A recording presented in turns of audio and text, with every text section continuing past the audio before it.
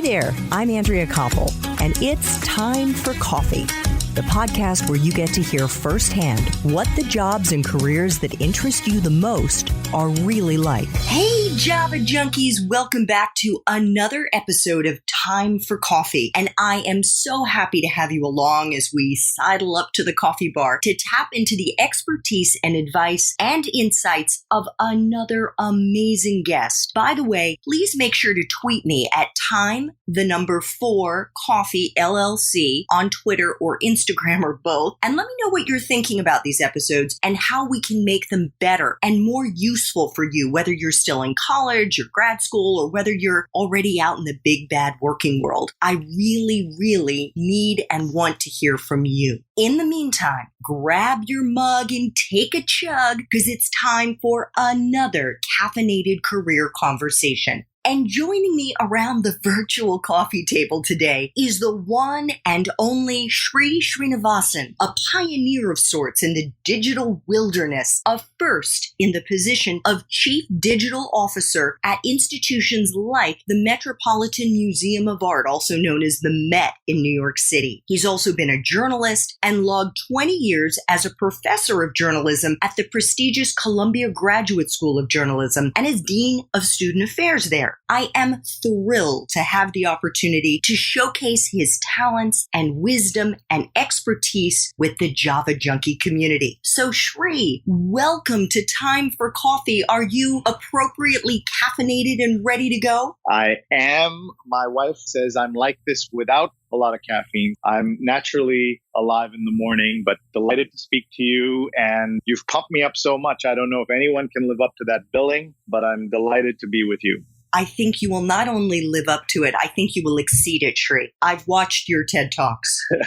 Thank you. So let's jump into the espresso shots. These are 10 quick questions to help Java Junkies get a handle on the profession that you're in. And we are going to frame this as digital in any industry, whether that's in the media, whether that's in the private sector, whether that's in the nonprofit sector, whatever it is, let's get into what entry-level jobs are available to young people who are eager to break into the field of whatever it is using digital.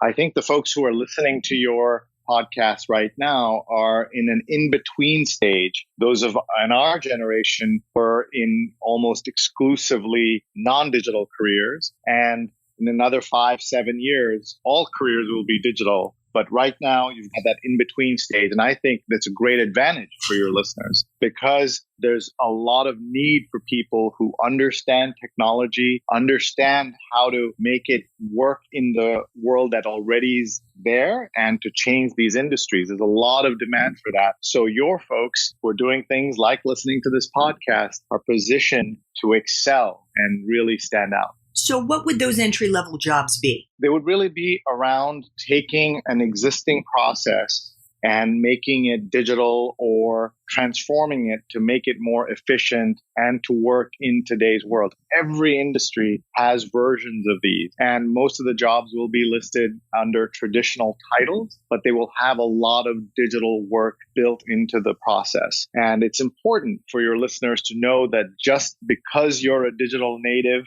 you're a millennial or younger or older, you still need to bring an understanding of that industry and how it works, who the players are, etc. Just don't rely on your tech skills to succeed. You have to bring this combination. Over at Columbia, one of my colleagues, Sig Gisler, coined a wonderful term, the tradigital executive. Tradigital, meaning someone who has all the traditional understanding and knowledge and skills, but has the new digital skills overlaid on that. So I encourage all your folks to be tradigital in their work. So Sree, earlier this year, you and your best friend, Andrew Lee, launched a new company called Digimentors, which is a new kind of digital consultancy of strategists, trainers, coaches, and doers. What is a useful skill or skills that you look for at Digimentors in the people that you're hiring? We're always looking for folks who straddle the two eras, the ones who understand what's happening within an industry, how it's changing, where it's going, and who have the new skills that can help that industry go to where it needs to go. So that combination is very important. I look at social media, for example, as an important part of your toolkit, but not just the only one. I interview people for jobs all the time. I'm placing people with my clients. I have a whole hiring consulting part of what we do. And in that, we find folks who are really good at Twitter and Facebook, but there's no there. They didn't take interesting classes in college, can't explain to us why they should be hired for this particular job. They've not done the research. They don't understand. And the way the world works now, there's so much information you can get before you show up at an interview. Everything from LinkedIn to industry blogs to important newsletters. And so you have to walk into these interviews prepped and ready to go to show that you care about this so that you want to be here as opposed to any other job that you could be at. So when you say they tweet, they know how to post, but they're not actually as skilled as they should be, could you give us an example of what a good tweeter, social media proficient, entry-level candidate would look like?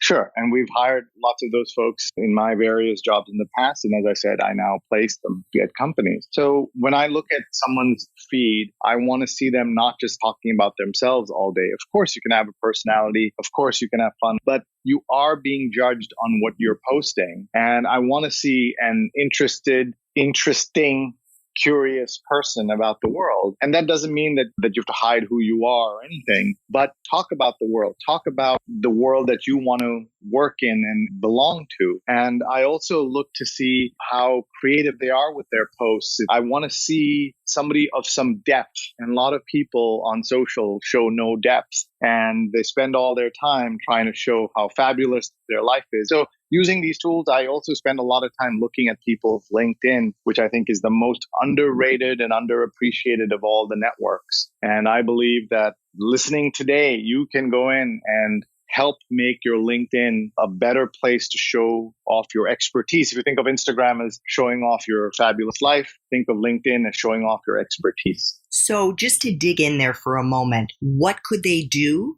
to kind of pump up their LinkedIn profile in such a way that it would catch your eye?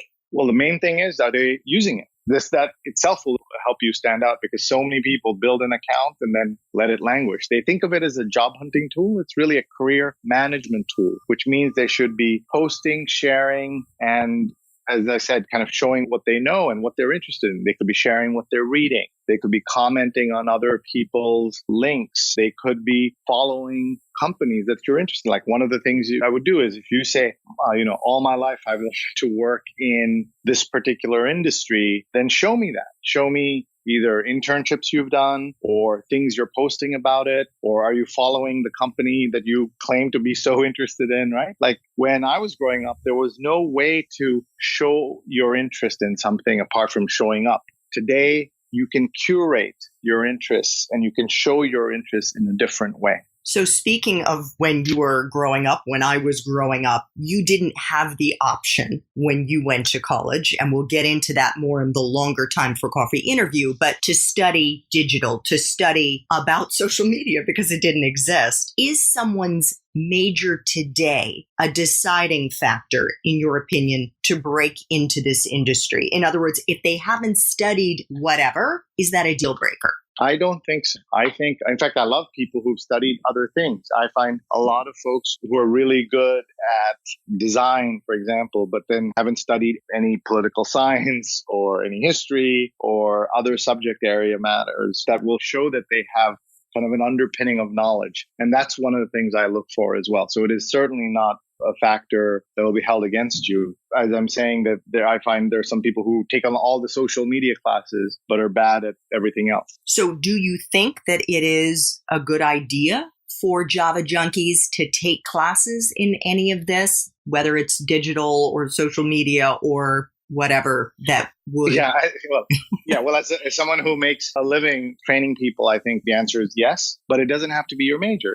You could learn this stuff through internships, through one-off workshops that you take. Even LinkedIn has a whole learning module that you can use to get smarter about almost any subject. So show that you have a well-rounded education with some digital skills as part of that. Now, Sree, you have a graduate degree in journalism that you got at Columbia. How important is it, do you think, for someone who wants to be in the digital field writ large in order to have a graduate degree to be successful in this field? Not necessarily to break in, but to be successful. As someone who ran the admissions office at Columbia for many, many years, I can tell you that I am a believer in graduate education for a variety of reasons. Number one, it helps you stand out from everyone else. When everyone has a bachelor's degree, it shows a commitment to the subject area. Number two, the network and connections you get from going to a great graduate program anywhere in the world are really important. Your classmates are going to be running your industry and you want to be part of that. And three is that your graduate school work is entirely built around making you better at whatever it is you're studying. As soon as you go in the real world, you know that it's really about delivering and getting things done rather than improving you in any way. Your bosses don't sit around and saying, how has Johnny improved this week? How has he become a better executive for us? That's not how the world works. So that's why I also encourage people to go to graduate school after having worked for a couple of years. So then they have a better idea of what kind of work they want to do. But certainly not everyone needs to go or even should go to grad school. It's expensive. It's complicated. So you need to think about that as you're doing this. Sree, what kind of life experiences do you think are most useful for Java junkies who want to break into this field? You yourself have lived and worked all over the world. You were born in Japan. You lived in Bhutan, the former Soviet Union, Myanmar, India, and Fiji. You speak multiple languages. You've done all kinds of things in your life. What do you think are the most useful life experiences for Java junkies to try to pursue? I think getting your hands into whatever it is that will help you in your path is important. So if you want to work in the advertising industry, see if you can get an internship in an ad shop. But even better, think about how you can work at a company whose products you admire and get a job there. But any experience where you are in touch with customers, you're in a customer-facing job is really important. Whether you're waiting tables or working in the front line of a store, all of that teaches you everything from hustle to the importance of customer service. And all of those skills will translate into anything you're doing later in your career. Great advice. What is the best part for you of being in the digital space? The scale of how you can make change really matters. In the old days, it took a long time for you to help build a brand into something. It also was difficult to reach a lot of people. Today, you can be posting content that is seen and loved around the world. And that's really important for me because if we're going to do stuff, let's do it at scale. Let's really have an impact. One of my favorite signs at Facebook headquarters, sign that says, focus on impact and do fewer things, but do them better. And that's the way I try to do my work is how can we reach the most number of people, help the most number of people, and there's a satisfaction in that. But that's not for everybody. What about the flip side? What is the part of your current job, you've just launched a business, Digimentors, that sucks the most? The part that's hardest is the nitty-gritty of a business, paying your bills, getting paid for your bills, managing people. All of that is problematic and not easy. It's not the fun stuff, but that's what will make or break your business. And so focusing on that's really important, but I'd rather be doing the customer facing work, but the back end operations really matter. And so that's why people use outsiders to help them with that part of the work. But together, the work gets done only if you have an overall plan to succeed and not just focusing on the fun parts of your job, any job.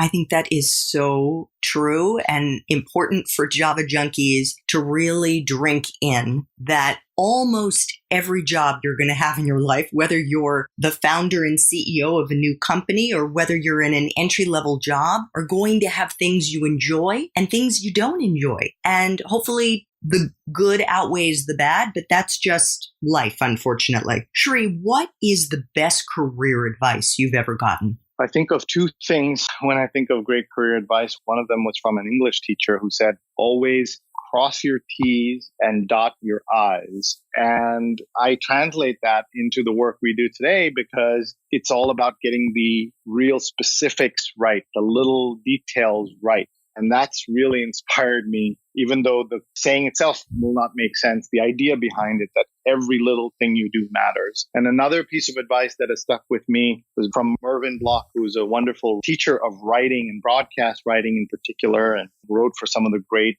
broadcasters of our time and his time. He always says, better to be an hour early than a minute late. And that, of course, makes a big difference on TV because even a second late is dead air. But in the working world of any industry, if you can be the guy or gal who shows up to meetings early, who's in the conference room while everyone else is still gathering, you're already there. You get to have good early conversations with people. Folks notice that you're there. If you're the one who stumbles in to a classroom or a meeting or any appointments late, people note that.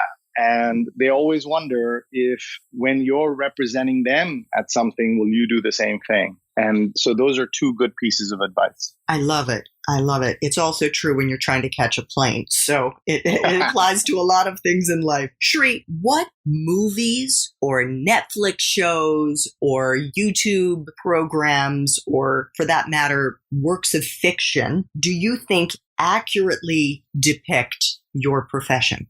Ooh, this is tough. So I'm going to make a recommendation for something that many people love. So they may know this already. The show Silicon Valley on HBO, because it captures the absurdity of the digital world where people are over-promising and making hyped up pronouncements and things like that. So that kind of at an absurd level, I think that's worth watching. There's also a book by a former student of mine named Tom Rachman, Rachman, and it's called The Imperfectionists. And it's set in an English language newspaper in Italy. And it's one of the best books I've ever read, period. But it also really captures the world of the media and all the problems it has. It's also a comedic book and it's so funny, laugh out loud funny, translated into multiple languages. And I recommend it to everyone. The Imperfectionists by Tom Rachman. We'll put that in the show notes for Java Junkies. Thank you. And then final espresso shot here.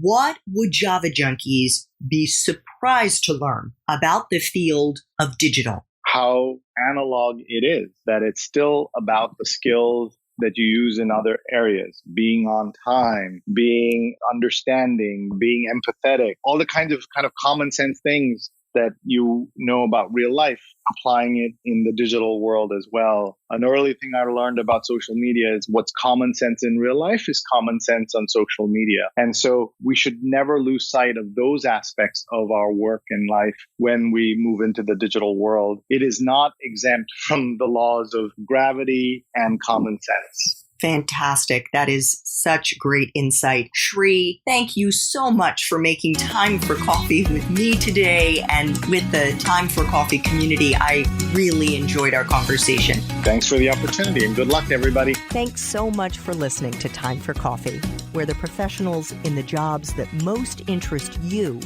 always have time to grab coffee 24/7, no matter where you live.